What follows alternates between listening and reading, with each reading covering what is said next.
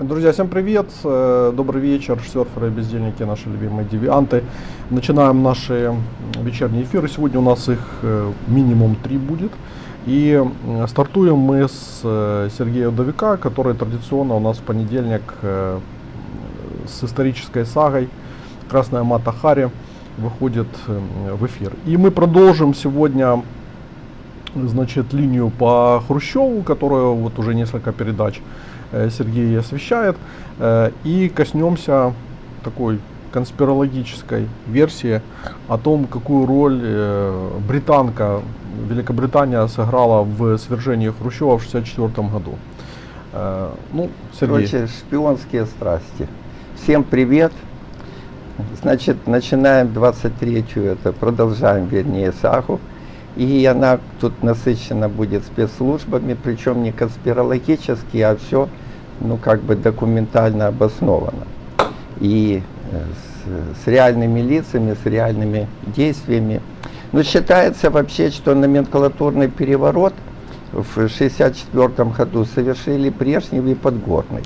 Но это, ну, не совсем так, они участвовали в этом перевороте, но отнюдь не были главными действующими лицами и организаторами.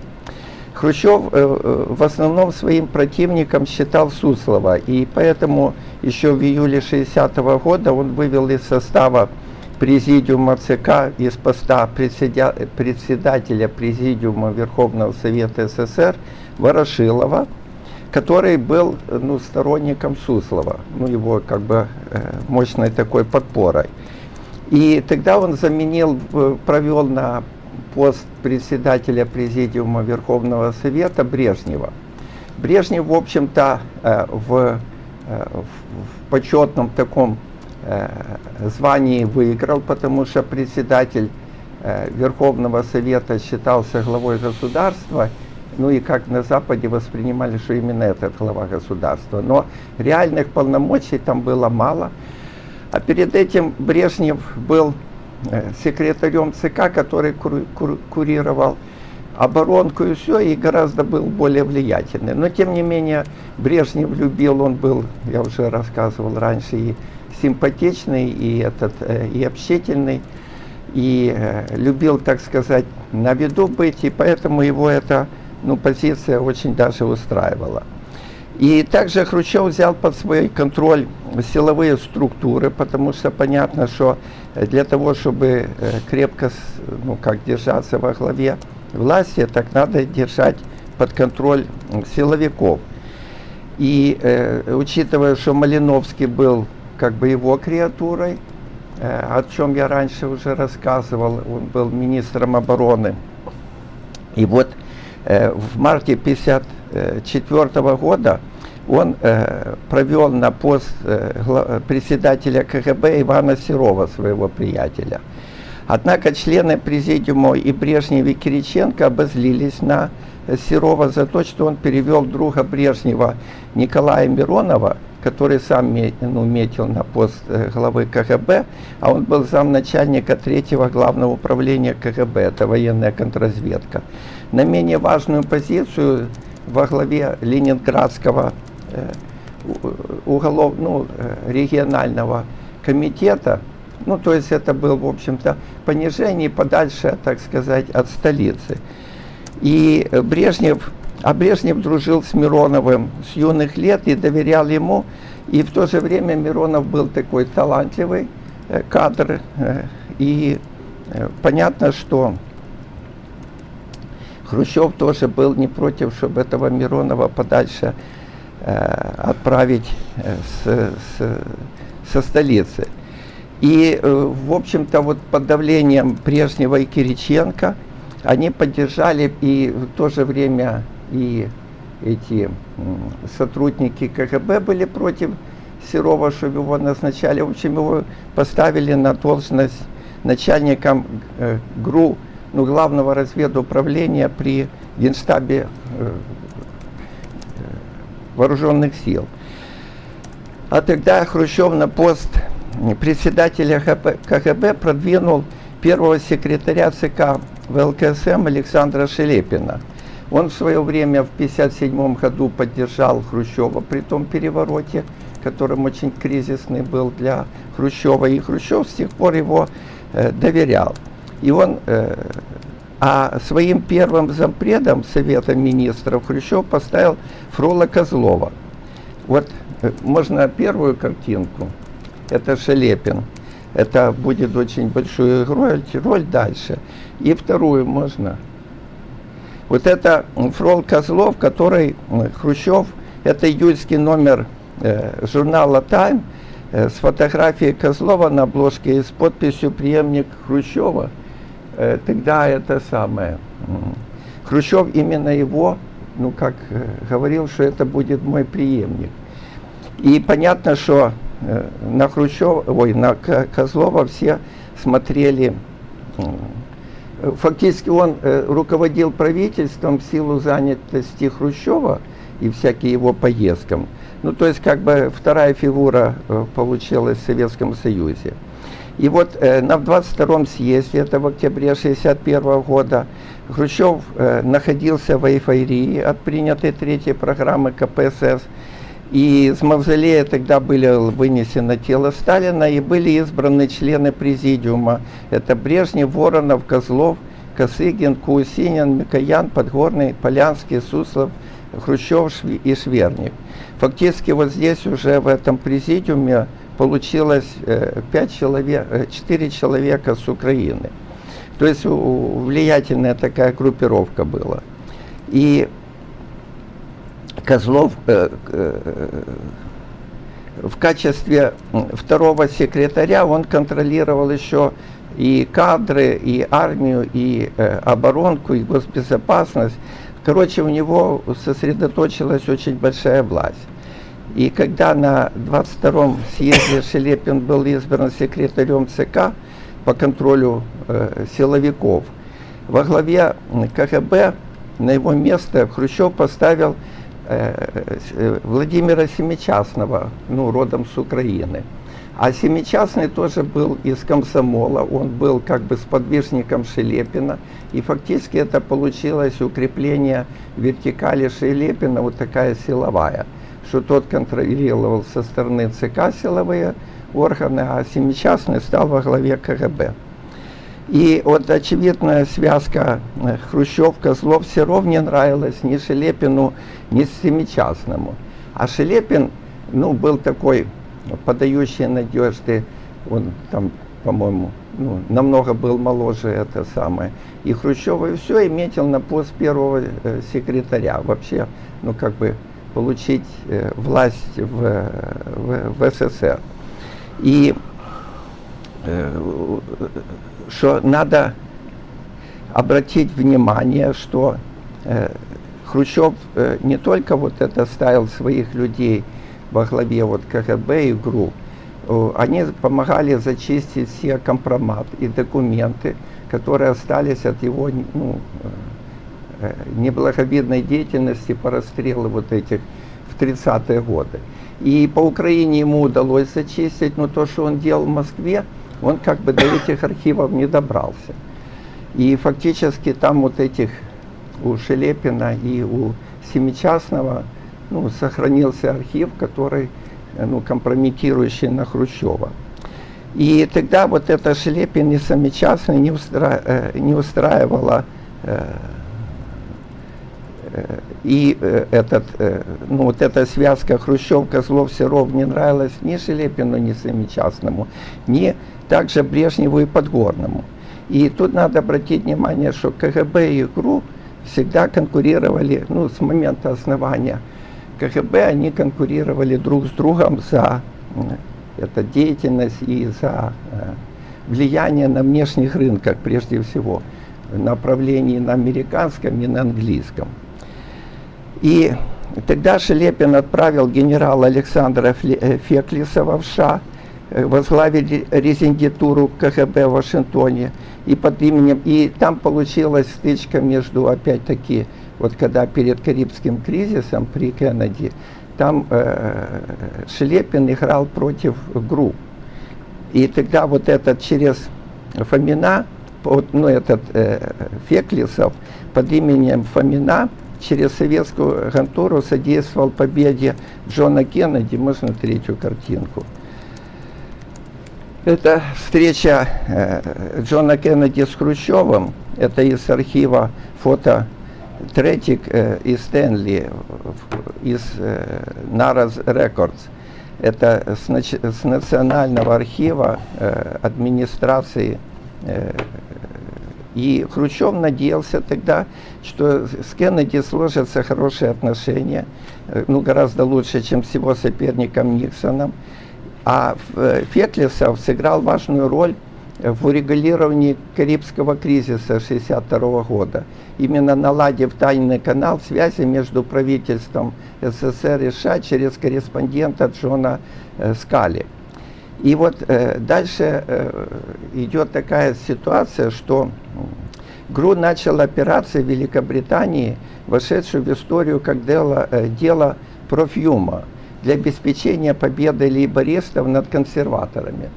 Потому что тогда возглавляли в Англии были консерваторы, которые были настроены радикально против СССР и хотело советское правительство поменять, как раз надвигались выборы, чтобы убрать консерваторов и помочь выиграть эти выборы лейбористам, с которыми всегда, в общем-то, у СССР были гораздо лучшие отношения.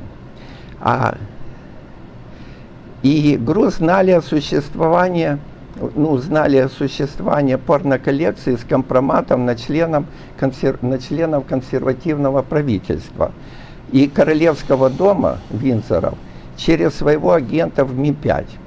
Согласно одной из версий, вот этим агентом был Роджер Холлис, занимавший с 1956 года по 1965 год должность главы Ми-5. Ну и до сих пор идут споры, был ли он советским агентом или не был, когда его завербовали еще во времена Коминтерна. Но архивы засекречены, там обсуждали, потом вроде пришли к выводу, что он не был агентом. В общем, там темное дело сохраняется, но, по крайней мере, он способствовал побегу Кима Филби из Англии. То есть, предупредил его, что надо ему чухать там. Вот оттуда. И суть операции заключалась в получении этой порноколлекции и дискредитации правительства консерваторов Макмиллана.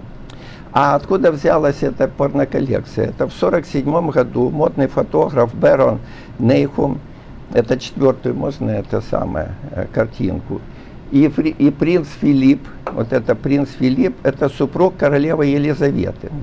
А он тогда, когда это еще начиналось, он еще не был супругом королевы Елизаветы. Но тогда был организован закрытый мужской клуб по четвергам для амурных приключений, и там они занимались не только общениями с девушками, но и гомосексуализмом, что тогда было принято. И это все фотографировали. Как было принято? Они не совсем было принято. Не совсем, но среди этих, я же рассказывал, среди этих... Общественно порицалось, потому что... Общественно, конечно, но в узких аристократических слоях, вот в том же Кембриджской я рассказывал, там Апостолов, это считалось стильно, то есть ты в ногу со временем идешь.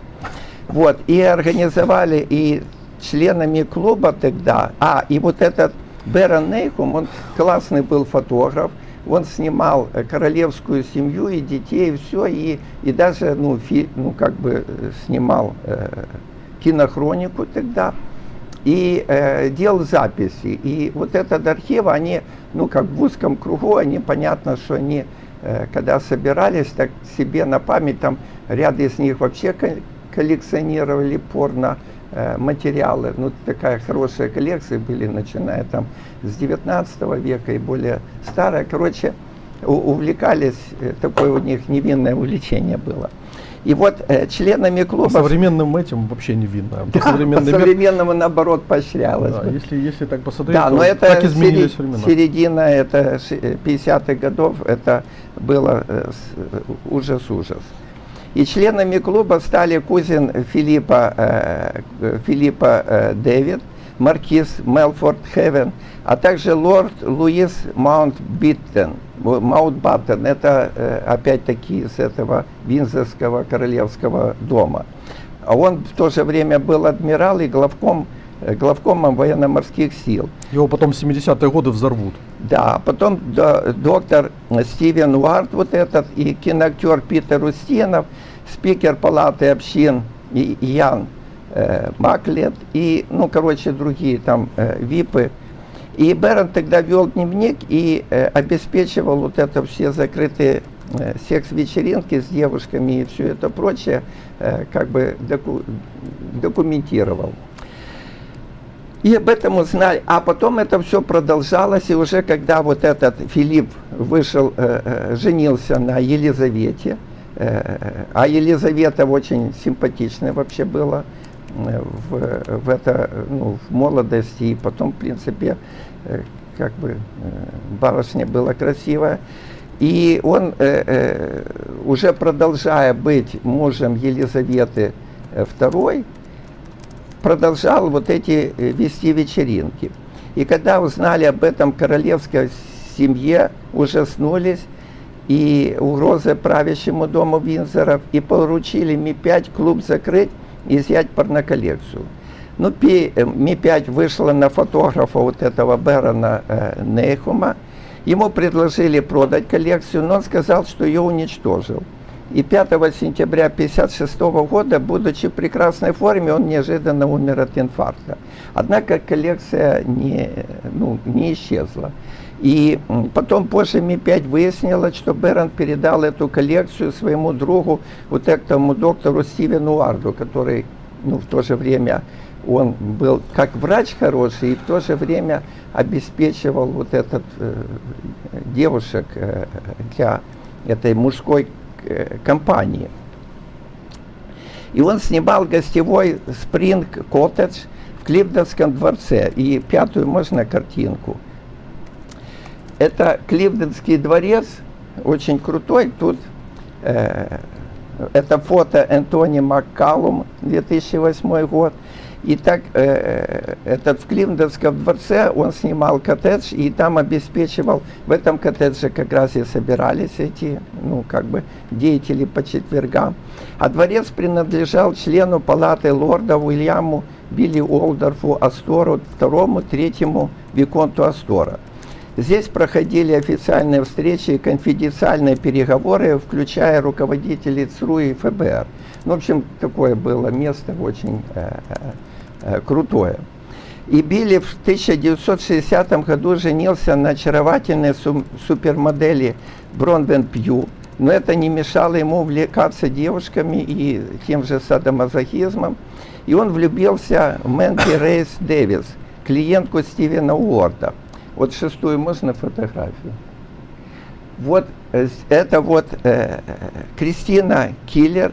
Это фото из книги Геннадия Соколова «ГРУ против Ми-5 и ФБР».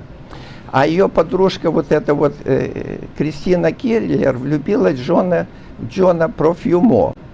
Вернее, в нее влюбился Джон Профьюмо, военный. Это все девчонки, они были хорошими танцовщицами. И так. Кристина, это которая по центру? Нет, это все одна и та же Кристина. Там, может, дальше будет. Тут важно это кадр важно. Военный министр в правительстве Гарольда Макмиллана и тайный советник Ее Величества королевы Елизаветы II. Вот 7-ю можно фотографию? Вот это королева Елизавета II слева, и ее тайный советник Джон Профьюмо справа. И из той же книги. И при этом у него была супруга, восхитительная киноактриса Валерия Хобсон. Тем не менее, Профьюмо был потомком итальянского королевского рода и видной политической фигурой Британии. И он претендовал на лидерство в консервативной партии. Я просто смотрю на фотографию и просто диалог представляю. Что там с архивам. Ищем, наша королева. Да, ищем, слушай дальше, тут это такой детектив сплошной. И он претендовал на лидерство в консервативной партии и пост премьер-министра, потому что там глава премьер-министра уже был в таком почтенном возрасте, а этот был, можно сказать, политик на ходу, со связями, с родословной, ну, в общем, с полным фаршем. И 8-ю фотографию. Вот, и у этого доктора Уорда была еще 3-я, вот эта их подружка, блистательница Мариэлла Новотная. А ее любовниками были оба брата Кеннеди. Но были до того, как Кеннеди стал этим президентом. И эта Мариэлла Новотная, она была родственницей чешского этого президента Новотного. Значит, и вот тут появляется, вот это вступает в дело ГРУ, 9-ю фотографию можно? Вот ГРУ послала дала задачу своему сотруднику Евгению Иванову, который был оформлен в статусе помощника военно-морского атташе советского посольства в Великобритании, ну, добыть эту коллекцию. И советские спецслужбы через своего агента в Ми-5 вывели его на члена лейбористской партии агента Ми-6 Колина Кута. А тот познакомил его со Стивеном Уардом. И, ну, об этом вообще подробно описано вот в книге, это, что я уже упоминал, картинки откуда, фотографии Геннадия Соколова в книге «ГРУ против Ми-5 и ФБР». Дело в том, что этот Соколов был дружен с этим Евгением Ивановым. И, ну, много времени потратил на эти и документирование, и все, и дальше расследование, так что это не, ну, не конспирология, а как бы реальные вещи. И Евгений Иванов сдружился с Стивеном Уардом и на почве общих интересов, и на почве девушек и так далее, и вошел в высший круг английского общества, и которое собиралось, вот то, что я показывал, в Спринг-коттедже. Евгений также вошел в интимные отношения с этой Кристиной Киллер и завербовал ее, в свою очередь. Да. И вот в это время на Стивена Уарда вышла Ми-5. И он, предчувствуя опасность, передал вот эту порноколлекцию своему другу, вот эту Евгению Иванову. Но об этом как бы никто не знал, а история только набирала вот обороты. И 10-е вот. Это семичастный вот слева, первый слева, принимая советских разведчиков Абеля, который второй слева, и этот самый, и молодого, второй справа. Короче, это тогда, когда обмен Абеля на Пауэрса произошел, это я, чтобы показать, что, ну, как бы, семичастные, там все время вот эти шпионские страсти все время крутились. И вот этот семичастный, уже я говорил, что он возглавлял КГБ, а по линии ЦК его курировал Шелепин. И они понимали, что удачная операция ГРУ с вот этим компроматом на британскую верхушку резко повысит влияние связки Козлов-Серов и ну, уровень доверия к Серову, его, ну, как бы, позиции в СССР. Им надо было спалить Серова. И тогда они разработали операцию «Однокашник». Она так и называлась. Это название было не случайно. Человек, которому поручалось дискредитировать начальника ГРУ Серова, был однокашником вот этого Евгения Иванова по военно-дипломатической академии, которая готовила разведчиков. Это был, ну, они вместе учились в одной группе, и это был Олег Пеньковский, известный. Он был уволен из ГРУ за то, что, ну, после этого страшно обиделся на вот этот аквариум. Это так называли ГРУ, из-за того, что главное здание у него было похоже, там застеклено, из такой, ну, это самое, как напоминало аквариум, потому его там, это же еще у этого, есть книга, да, у этого аквариум. Как Суворова. Виктор Суворов.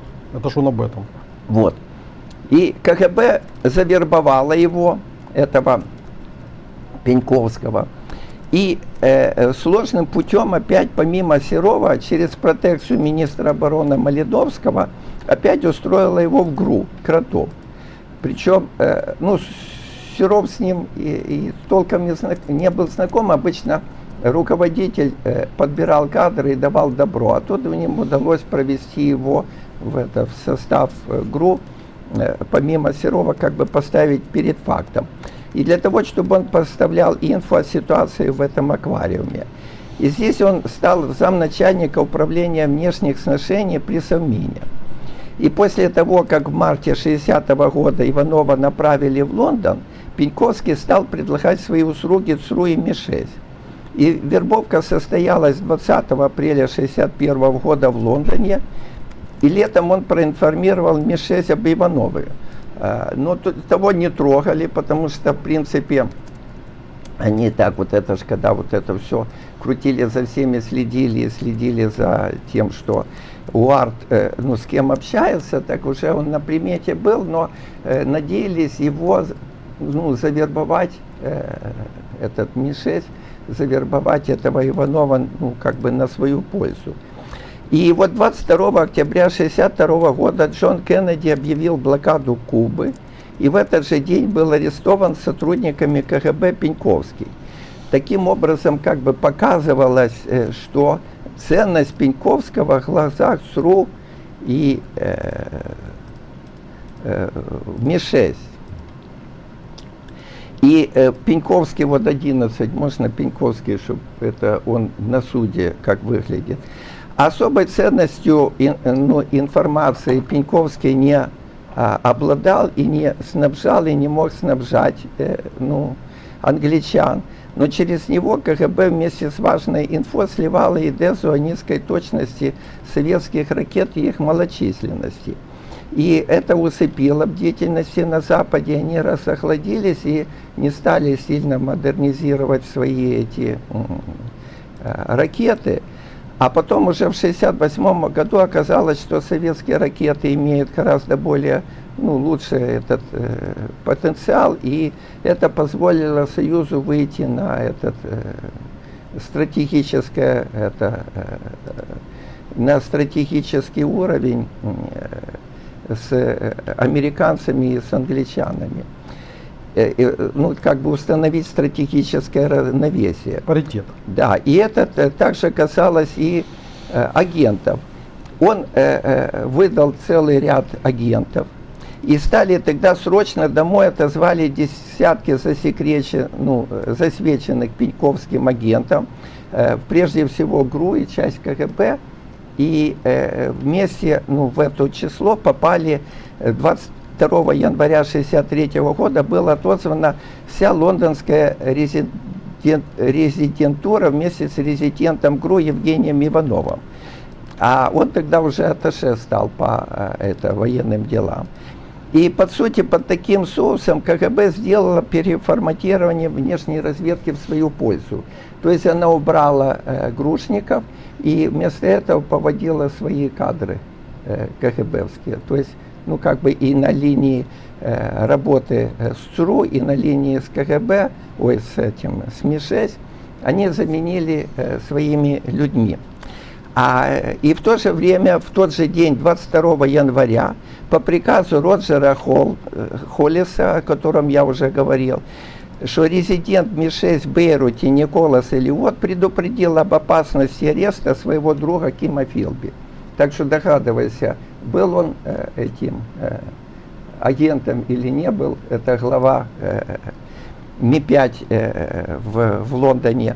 И Ким на следующий день на советском сухогрузе «Далматов» из Бейрута отплыл в Одессу и 27 января появился в Москве. Вот 12-ю фотографию можно. Вот. Ким Филби в Москве, тоже это из книги Долгополова «Ким Филби». И после этого Ким Филби стал таким важным интерлокером связи между Кремлем, Лондоном и Ми-6. И, через него шли всякие консультации, общения, и это, потому что он в курсе был и той системы, и этой системы. Важным человеком продолжал оставаться. И позже именно в Бейруте открылся филиал советского Моснарбанка. Ну, я уже говорил, что Бейрут это был, так сказать, южный Бейрут, да, столица шпионская, и там все завязки по Ближнему Востоку шло. Теперь вот мы подходим к самому делу про Фюмо. Вот Ми-5 после отзыва Иванова в поисках порноколлекции, оно же не знало, что это у Иванова, и тот с этой коллекции уехал. И в поисках порноколлекции подняла на уши весь Лондон, трусить стала. А в это время вот эта Кристина, что я показывал фотографию, попала в разборки со стрельбой с мафией. Там один из ее клиентов или там любовников был связан с мафией, а ему не понравилось, что она встречается с другим, сделал разборку, стреляли. В общем, для Лондона того времени стрельба это было что-то из ряда вон выходящее, попало это в прессу, и на нее вышли журналисты, и тогда всплыла история ее отношения с министром обороны Джоном Профюмо. Она с радостью стала рассказывать, тем более, что журналисты ей платили там за инфо. И с русским атташе Евгением Ивановым. И скандал начался со статьи в Санди Пикториал, это 13-ю картинку. Вот, КГБ и про этих самых королевскую эту семью, и 14-ю. Вот кремлевская школа для секс-гел. В общем, короче, пошли вот эти, что КГБ через эти секс выходит на все эти самые. Короче, Спайс. да, и скандал не удалось замять, и 5 июня Джон Профюмо сложил в себя полномочия министра. Через 3 дня Ми-5 арестовала доктора Уарда по обвинению в сутенерстве. И у него случился сердечный приступ, его отвозят в больницу, где Стивен умирает. Ну, вердикт самоубийства. Ну, короче, кто с этим связывался, с этим делом. Да, всех... Нужно иметь сильное сердце в работе со спецслужбами. Короче, политический скандал дискредитировал 6 министров консервативного правительства Макмиллана. Он досрочно сложил в себя полномочия, и премьером должен был стать лидер лейбористов. Ну, то есть уже как бы получилось семичастный Шелепиным, добились того, что надо, дискредитация пошла, это Серова, а с другой стороны, с точки зрения Союза, тоже добились, что скандал без предъявления этого компромата, секс-компромата, порно этой коллекции, все равно он случился, и получилось, в отставку ушли, приходит, должен был стать лидер лейбористов Хью Гейтскелл, но в январе 1963 года в советском посольстве в Лондоне он угостился пирожным, после чего скоропостижно умер. Просто Хрущев его считал ренегатом. Еще во время визита в Лондон, когда в 1956 году, он обрушился на него с критикой, что вот эти лейбористы неправильно себя ведут не как защитники, лейбор это рабочего класса, а идут на связку с буржуазией и так далее. И в результате премьер-министром стал креатура СССР Гарольд Вильсон, который как бы за этим был в очереди, и которого объявили агентом Кремля, но это не помешало ему потом возглавлять, быть премьер-министром в Британии. И не менее интригующая история порноколлекции снимков, вот это поиски оказались безрезультатами. Она, как бы для англичан бесследно исчезла. Однако оказалось, что она, не исчезла бесследно, а ее Иванов увез ее в Москву. Но тогда ее куратором было не до коллекции, пошло смена власти, Хрущева, все. Короче, лейбористы победили, а против королевского дома Виндзоров никто, претензий не имел, чтобы их, ее использовать. И поэтому она у него так и осталась, у этого. И у Иванова, и вот 15-ю можно это самое. Вот это уже 93-й год, вот этот Евгений Иванов и Кристина Киллер, вот эта девушка, уже повзрослевшая, приезжала в Москву, встречалась с Ивановым. Это опять-таки из книги это Соколова «Круг против МИ-5» и ФБР. И вот в начале 90-х уже Иванов стал капитаном первого ранга, он проболтался о ней, и в 94 году неожиданно умер. То есть непонятно, там он женился на барышне, и в третий раз, по-моему, и через несколько месяцев умер то ли из-за этой коллекции, то ли квартиру, там черные эти, как маклеры, чтобы переписать на себя. У него хорошая квартира была. Короче, неожиданно умер, тоже сердечный приступ. И вскоре коллекция всплыла после загадочных смертей у Бориса Березовского, а который обосновался в Лондоне тогда. И который тоже умер. Вот, и полагает, что он выменял этот компромат на влиятельный, ну, у него был свой компромат на влиятельных российских персон, и он отдал этот компромат за эту коллекцию. Зачем она была нужна? Тогда в Лондоне у Березовского начались проблемы с властью и с регистрацией. И там хотели за всякие вон там нарушения его лишить, и ему надо было из Лондона убираться. И он надеялся через эту коллекцию, ну, посредством ее передачи на Виндзорский вот этот дом, решить все свои проблемы. И вот вдруг в марте вот это 2013 года он повесился. Однако есть подозрение, что его удавили, но там темное дело, там с этим Березовским.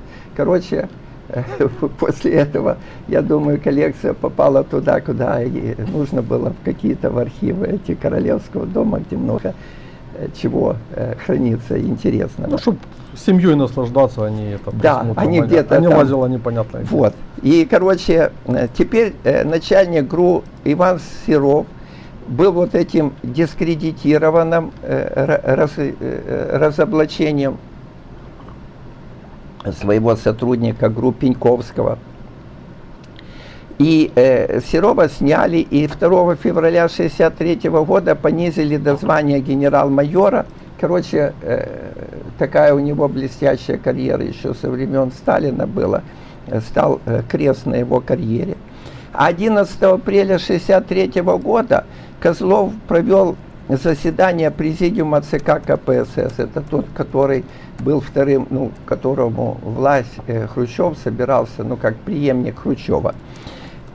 И провел заседание президиума ЦК КПСС, после чего уехал к себе на дачу и во время прогулки на территории дачи неожиданно потерял сознание от инсульта. Таким удивительным образом вышел из борьбы за власть главный претендент, этот, ну, противник этих двух группировок. И на декабрьском пленуме ЦК КПСС Хрущев заявил, что к своим обязанностям он вернуться больше не сможет, и по предложению Никиты Сергеевича обязанности второго секретаря ЦК КПСС, ну, фактически преемника первого секретаря, он назначил, стал исполнять Брежнев. 16-ю можно это? Ну, это Брежнев чуть позже, это там, когда этот Никсон приезжал, 71 год, 72-й, в Ялте они снимались. Ну, по крайней мере, где-то так прекрасно Брежнев выглядел. И он курировал, ну, на этом посту стал курировать кадры, и был в этом вопросе докой. А с Украины Хрущев перевел на должность секретаря ЦК КПСС Николая Подгорного с позиции первого секретаря ЦК Компартии Украины, 17-ю можно. Вот, и тут получилась вот такая связка. Хрущев, получилось у Хрущев, Брежнев, Подгорного сконцентрировалась вся власть в СССР. Но это не устраивало Кусинина, Суслова и Шелепина. А Шелепин же видел себя первым секретарем. И, а идеологи Кусинин и Суслов контролировали теневые финансы для международных расчетов, о чем я говорил. Была, ну, серая касса у ЦК, для различных, для поддержки революционной борьбы коммунистических партий, работы разведслужб, ну, для всяких таких операций. И вот Кусинин контролировал это капстраны, особенно с Англией, а Суслов со странами, ну, работу вот этой кассы. Ну, они пока еще слабенькие, эти кассы были, потом они начнут разбухать, но это уже дальше мы до этого доберемся. И 18-ю картинку. Это Суслов вот в 1964 году еще в отличной форме. И вот Суслов в мае, Хрущев же хотел снять Суслова, именно Хрущев видел Суслова своим этим противником. Вот. И Суслов в мае 1963 года инициировал публичный процесс над шпионом Олегом Пеньковским с широким освещением в прессе. Он как бы этим подрывал позиции и Хрущева, и Грушников. И 17 мая ТАСС сообщила о его расстреле. Суслов таким образом посылал знак, а он был сторонником восстанавливать отношения с КНР, ну, с Китайской Народной Республикой. А Хрущев как раз топить. И там должно было, ну, этот самый. И вот эта вот информация слитая, что вот не просто Пеньковского там осудили на сколько-то лет, а расстреляли, это было для Ми-6 информация, ну, как бы дополнительная ценность, что это такой ценный, ну, кадр был. И, однако, есть большие сомнения, что его расстреляли, потому что никого больше по его делу к ответственности не был привлечен, что обычно не бывает, ну, там связки шло. Семья не пострадала, а дочь служила дальше в первом главном управлении КГБ. Ну и опять архивы хранят тайну, его могли, ну, как бы там менять внешность или дать другие документы, куда-то отправить и, так сказать, задание выполнил и сиди себе тихонько. И 5 июля Хрущев утвердил состав партийной делегации для переговоров с руководителями Компартии Китая. Как раз тогда приезжала во главе с генеральным секретарем ЦК Компартии Китая Дэн Сяопином. И у Хрущева была такая идея, что полностью дискредитировать Суслова на вот этой встрече. Поэтому он возглавлял эту делегацию не Кусинин, чтобы отстать, а Кусинин был против, ну, общения с Китаем. У него же была как раз связка с Ротшильдами и с англичанами. И поэтому тут какой замысел был, что провалится вот это совещание, закончится скандалами, и с китайцами окончательно побьем горшки. А раз во главе Суслов, значит, он, ну, как бы запятнает себя. А членами делегации были назначены секретари ЦК КПСС, это глава отдела со стран Юрий Андропов, претендент на пост главного идеолога Леонид Ильичев, это его двигал Хрущев на место Суслова. Он должен был стать главой идеологов. И глава международного дела ЦК по странам Борис Пономарев. Итак, Хрущев выводил, ну, уже говорил, что Кусинина из дискредитации Суслова. И в вступительной речи Хрущев сразу настроил всю делегацию против, не против только себя, а против вот, ну, как бы вот это общей встречи. Он начал называть Сталина убийцей и бандитом и сразу создал негативный фон для переговоров. И китайцев возмутила такая дискредитация Сталина его же соратниками, которые сами не меньше были причастны к этим убийствам и этим репрессиям. И также такой же подход, вот что дискредитация Сталина и всего этого периода, я уже раньше говорил, что разрушал веру в социализм и в какие-то вот светлые идеи. То есть не персонально, ну, как бы за какие-то моменты это обличать, а тут, что полностью дискредитация, без совета с другими, ну, компартиями. И также они требовали, вот китайцы, отказаться от концепции мирного сосуществования с империалистами, это концепция Кусинина, и также вернуть специалистов в Китай. Это была очень важная позиция, потому что в 60-м году я говорил, что когда резко отозвали всех специалистов из Китая и грохнули вот этот большой скачок, обрушили, короче, кинули Китай по полной программе, что Китай, сорвали ему все вот эти планы. А также просили помочь в создании ядерного оружия, но тут не помогали, но тем не менее китайцы сами довели это. В 1964 году они провели испытания атомной бомбы. И все это грозило а если бы он пошел, Хрущев, на встречу с этими китайцами, это грозило ему разрывом отношений с Лондоном. Короче, переговоры были сорваны полностью, и тогда Мао Цзэдун и Дэн Сяопин начали задумываться о развороте в сторону США, потому что сами они, не жизнеспособны были. И вплоть до, и в чем тогда у них начало зарождаться, что империализм Штатов менее вреден, чем ревизионизм Советского Союза. И это было вот тогда, в общем-то, стратегическая ошибка СССР, о чем мы дальше увидим, это уже при Брежневе, позже, как это все происходило, почему Штаты вышли на Китай. И что в это привело? Привело к тому, что Советскому Союзу пришлось держать огромный военный контингент на границе с КНР, причем больше, чем против НАТО. И причем тратить на это ресурсы намного больше. То есть получилось... 400 тысяч, по-моему. Так там же не просто в тысячах, это и техника, и все, и, короче, и ожидание удара. То есть как бы работать против двух противников, короче, полный капец. И теперь дальше идем.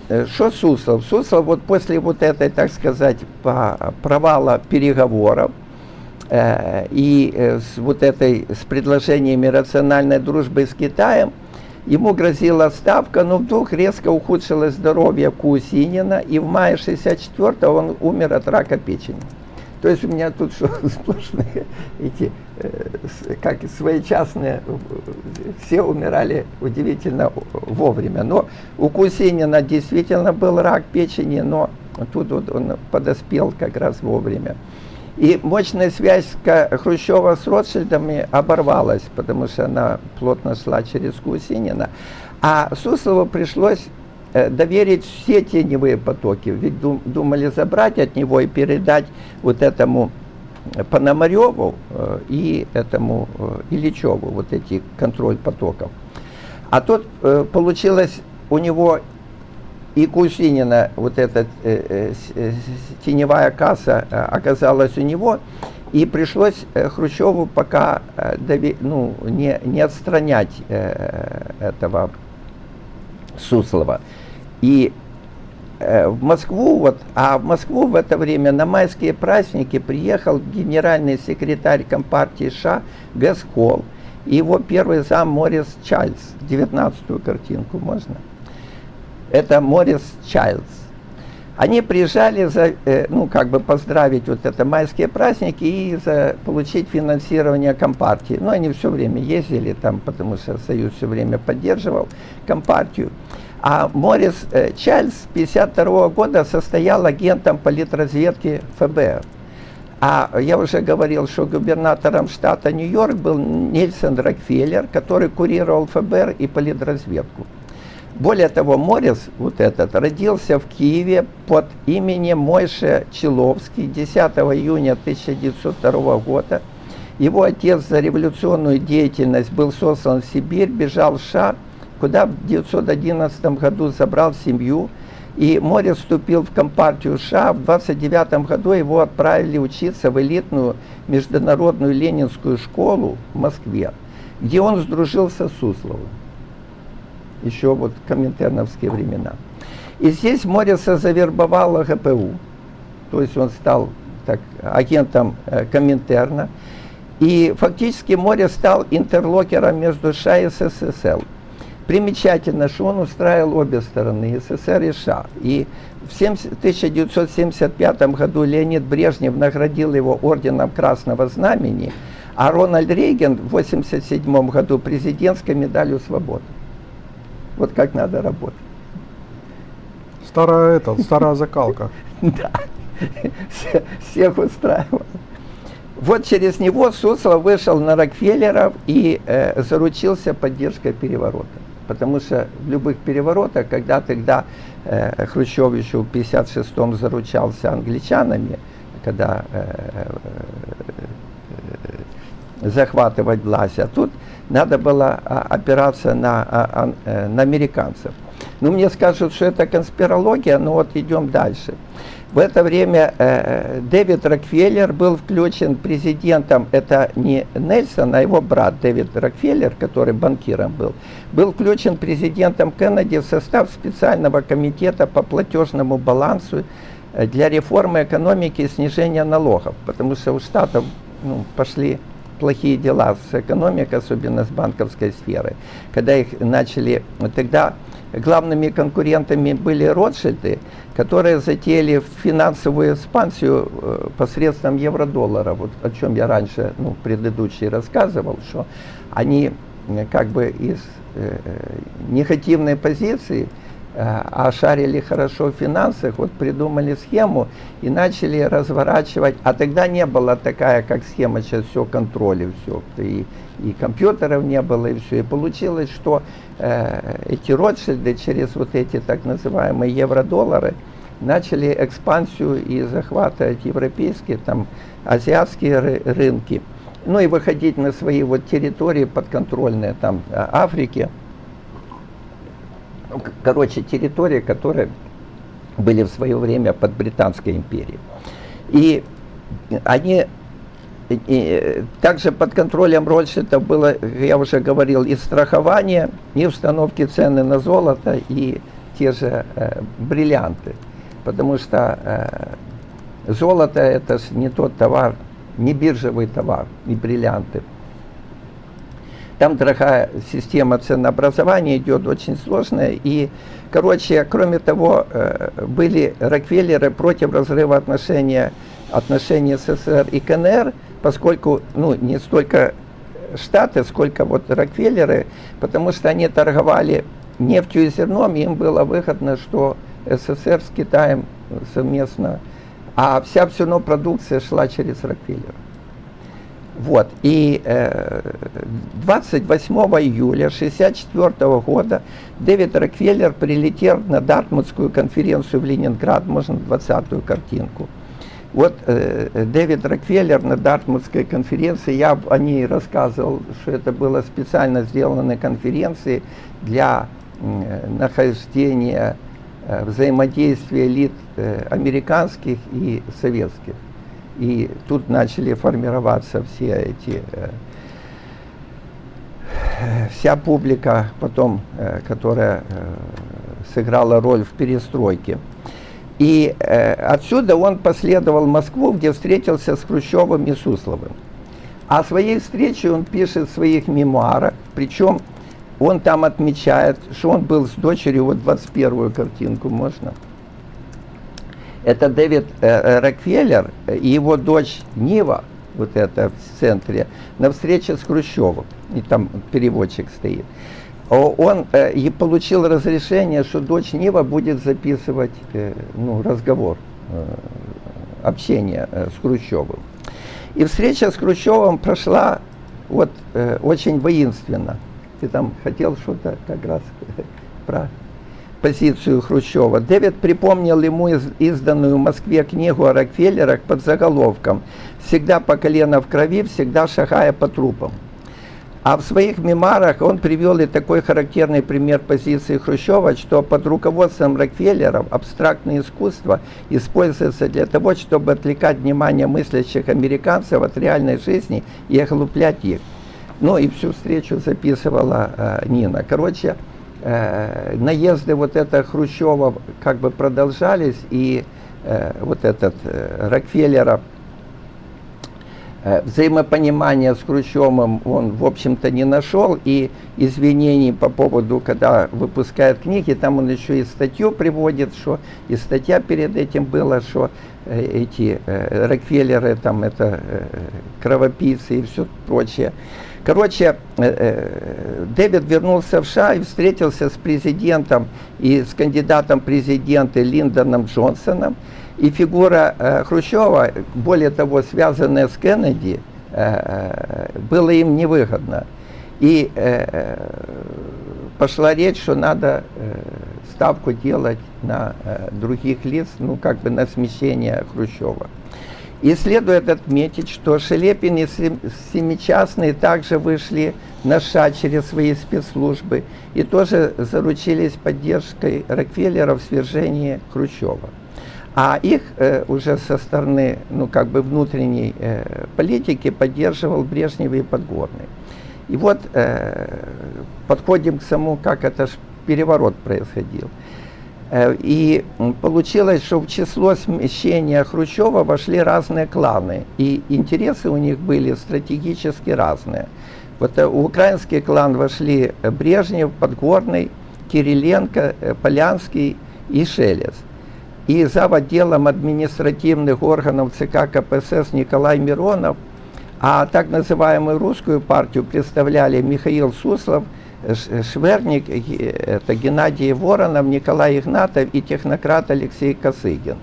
А от силовиков, в общем-то, свою группировку, это вот Шелепин и Семичастный, и у которых была как, ну, смена поколений, очень сильная поддержка среди лиц, ну, как бы на втором уровне молодежным, но которые рвались, так сказать, дело и менять власть, потому что, ну, как бы убирать вот этих...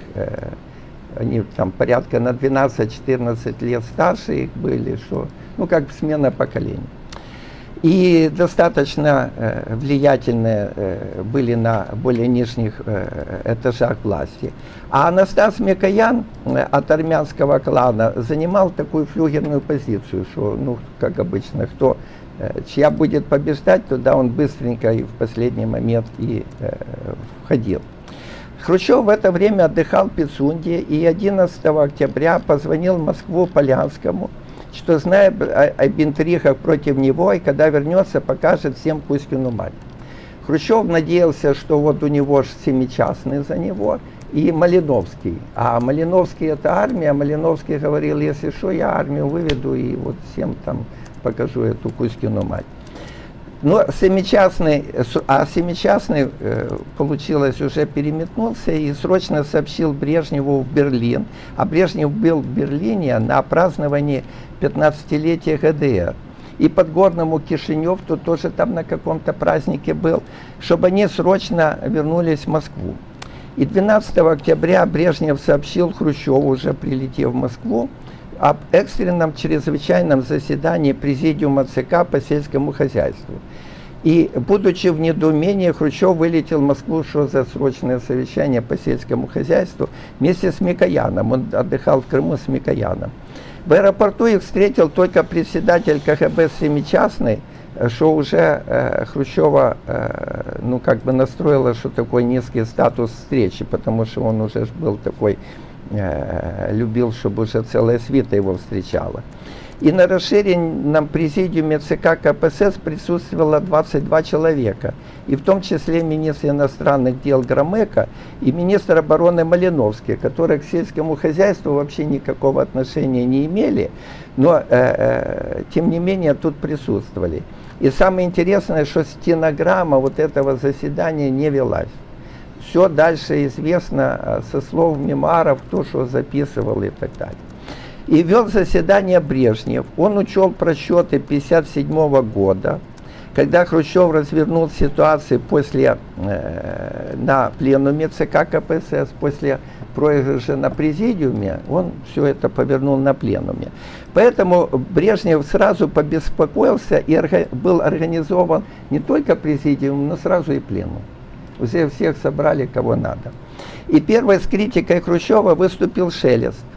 Он происходил из сельской голоты, окончил церковную сельскую школу и представлял Харьковский клан, это вместе с Подгорным, потому что я рассказывал, что украинский вот этот клан, он состоял из группировок, там, это Донецкая, Харьковская, Днепровская и Западноукраинская. И он был вот таким типичным селюком, матерщинником и очень импонировал Хрущеву, потому что, ну, как бы его копия только более молодая. И Шелест сочинил себе легенду, что происходило из казацкой старшины, то он лоббировал там этот самый в Украине восстановление о казаческих традициях, все. Ну, тут много сделал для развития. Ну, тут было все тогда введено на украинском языке, вся литература, вывески, документооборот, общение. Ну, как бы вторая украинизация шла после вот этих 20-30-х годов. В общем, короче, он, как кажут, сподобався Хрущеву, и тот двигал его наверх. И самое интересное, что, как обычно, вот таким публике, которая из этих селюков, из низов, это, лебезил перед паном, а когда пана свергли, топтал его ногами. И вот именно Шелест по прямому предложению Хрущева 2 июля 1963 года был избран первым секретарем ЦК Компартии Украины. А Брежнев и Подгорный на всякий случай так и не выступили с обвинениями Хрущева. Они панически боялись провала переворота и на всякий случай, ну, как бы дистанцировались, как бы везли, но сильно на рожон не лезли. А использовали Шелеста и парторганизацию Украины в качестве тарана как влиятельную политическую силу, которая имела значительное представительство на пленуме ЦК. А именно Шелесту удалось сагитировать 31 из 34 членов и кандидатов в члены ЦК и членов ЦРК от Украины. Но это общее количество членов ЦК, ну, на пленуме от Украины 34 человека. Получилось 31 были против Хрущева. И выступая с обвинениями Суслов, а особенно отметил грубость в общении, грубость Хрущева в общении с коллегами. И как раз перед этим Хрущев хамски приказал Брежневу и Суслову срочно освободить семьями дачу в Мисхоре для короля Афганистана. Они туда приехали с семьями, отдыхали. Дач в Крыму было достаточно, могли поселить другой. Но Хрущеву хотелось, что там рядышком, в общем, там не знаю, каким он мотивацией.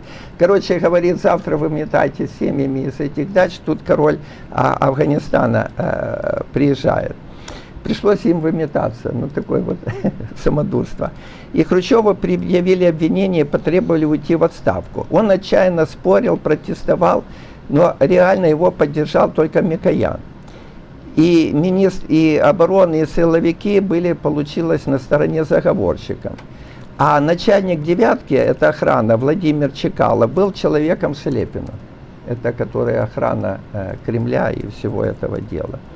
И решил вопрос, хотели без скандала, ну, полюбовно это додавить Хрущева. И Хрущева пригрозили опубликовать компромат о боевом участии в репрессиях в Москве.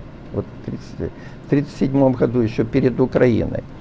А туда он, и области, туда он не добрался, и это решило исход дела. Хрущев сказал, что он уже стар и устал. И на следующий день Брежнев предложил рассмотреть добровольный отказ Хрущева от власти, и все члены президиума единогласно удовлетворили просьбу Хрущева о выходе на пенсию. Можно 22-ю эту. Вот это последнее голосование, когда это роковое единогласное голосование отставки Хрущева. Шелест с задачей прекрасно справился и получил награду место в составе президиума ЦК. А Владимир Чекало, вот этот, который начальник охраны девятки, так, получил звание генерал-майора. Брежнев предложил на пост главы партии Подгорного, но тот отказался в пользу Брежнева, и так Брежнев стал первым секретарем. Всех это устраивало, потому что думали, Брежнев такая фигура, ну, любит красоваться, такая проходная. И мы, пока вот он будет проходной фигурой, вот тот же Шелепин, Те же этот самый группировки Суслов. Ну, в общем, короче, мы в это время соберемся, и Косыгин там, короче, и сделаем, проведем на первого секретаря, кого надо. А пусть пока будет Брежнев. И вот этот Подгорный отказался в пользу Брежнева и стал, по-моему, вторым секретарем. И тогда разделили посты. Страной стал править триумвират. Брежнев – первый секретарь ЦК КПСС, Косыгин – глава Совмина, а Микоян – председателем Президиума Верховного Совета СССР стал.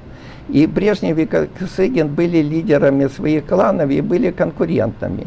Однако на место первого секретаря метил и Шлепин. И вот тут начался новый острый этап политической борьбы в СССР, о чем мы уже в следующий раз поговорим.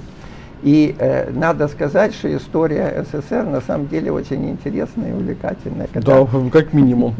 Когда смотришь, как оно закулисное течение, потому что нигде, ни в одной стране, даже где самая большая диктатура, не бывает без вот этих клановых и всяких этих движений. И ни один диктатор никогда ни в одной стране не имел всю полноту власти, потому что ему всегда приходилось считать со своими, ну, на кого он опирался, на свои кланы. И тут мы вот как-то более-менее это все дела показываем. Хорошо. На этом мы заканчиваем, потому что сейчас у нас уже следующий эфир с Владом. Значит, Влад Сидоренко пришел, он будет по коллапсу в правоохранительной системе, ну, в частности, там в прокуратуре, где в ГПУ будет рассказывать массу инсайдов всяких, поэтому не переключайтесь, сейчас мы сразу начнем. Ну, а на следующей неделе, так понимаю, мы продолжим, или конец? Ну, будем продолжать. Продолжаем. Ну, как же, история же продолжается, да. И Саха тоже. Да. Хорошо, на этом заканчиваем, обнимаем, целуем, до встречи через 5 минут, пока.